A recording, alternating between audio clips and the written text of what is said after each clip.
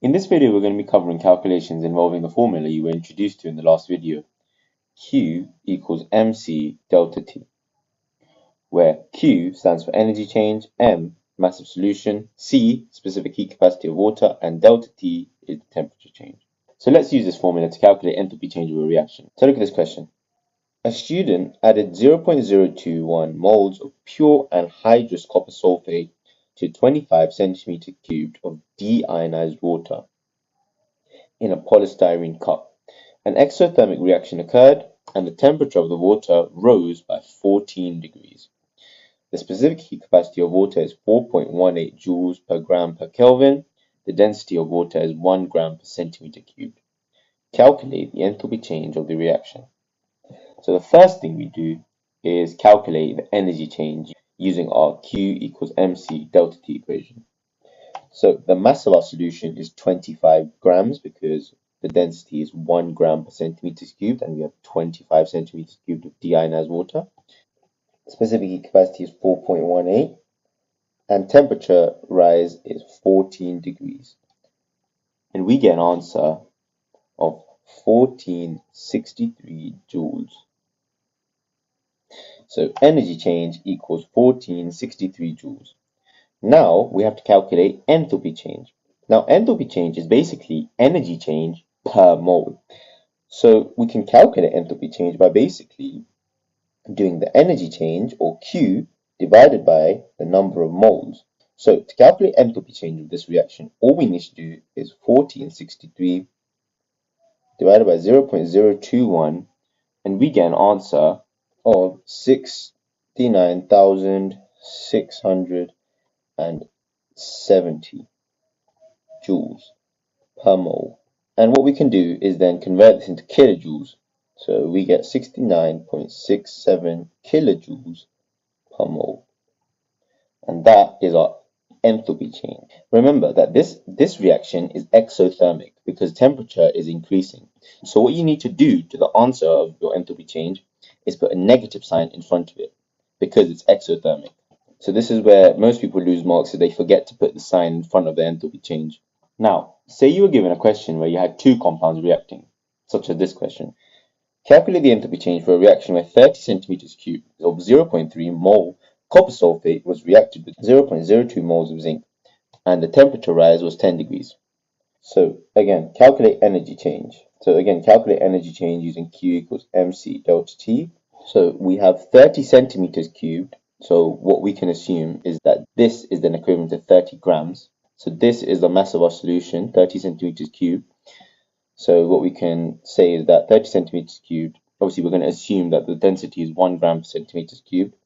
So 30 grams multiplied by the specific heat capacity, 4.18, multiplied by the temperature change of 10 degrees, gives us an answer of 1,254 joules. So that's the energy change. Now, to calculate enthalpy change, again, remember, we have to do Q, our energy change, divided by the moles. But which moles do we do? So we have copper sulfate, but we also have zinc. Well, what you must do in a question like this is calculate the moles not in excess. So calculate out of these two which are not in excess and then use that in your enthalpy change. So calculating the moles for each of them, we get that zinc is actually in excess.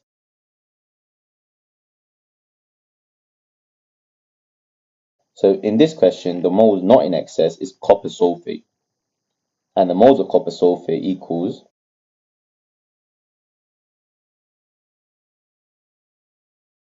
0.009 moles. So we can see copper sulfate is not in excess. Now we can calculate energy change per mole, or enthalpy change.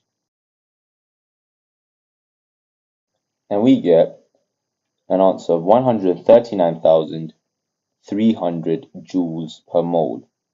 And again, we can convert this into kilojoules per mole, and we get 139.3 kilojoules per mole. And remember that this is an exothermic reaction, hence energy is given out, therefore the enthalpy change is negative. Again, remembering your analogy of a bank account. If you pay money out, your balance becomes more negative. So remember to put the sign in front of the enthalpy change as negative. Now let's move on to an actual exam style question. A student calculate the value for enthalpy change of neutralization as minus 51.2 kilojoules per mole. The design of a possible hand warmer, including hydrochloric acid, sodium hydroxide, is discussed.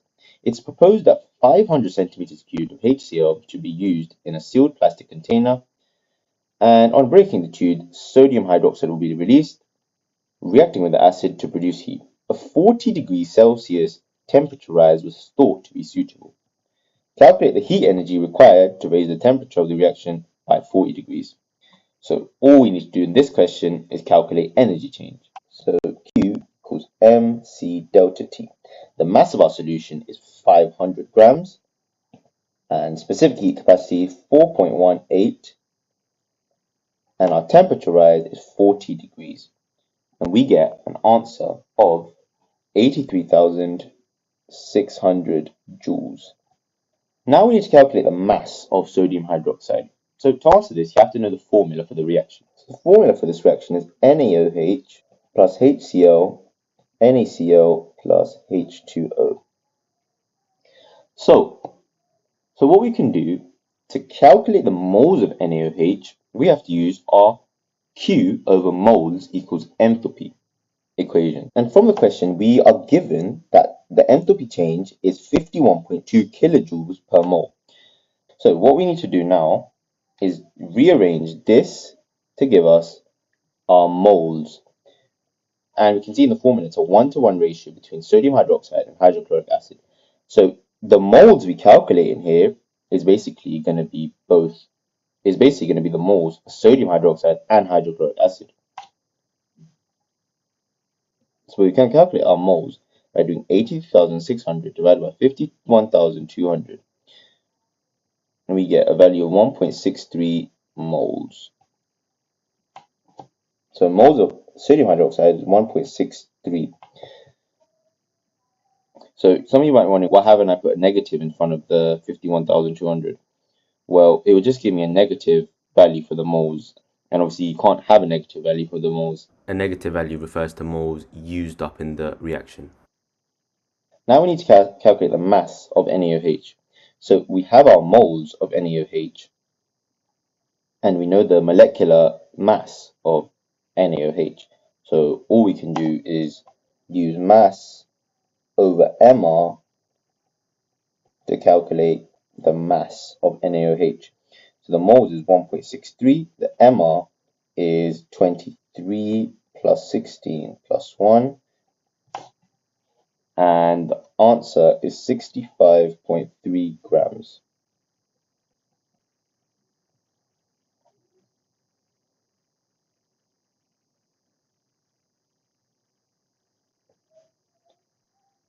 So to summarize, Q equals mc delta T. Q is energy change, mass of solution, specific heat capacity, temperature change.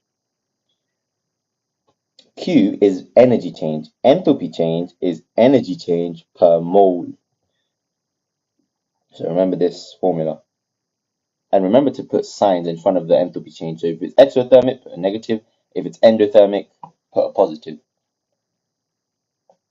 And if you have a question which doesn't tell you the moles in excess, you need to calculate the one not in excess and use that to calculate your enthalpy change. That's the end of the video.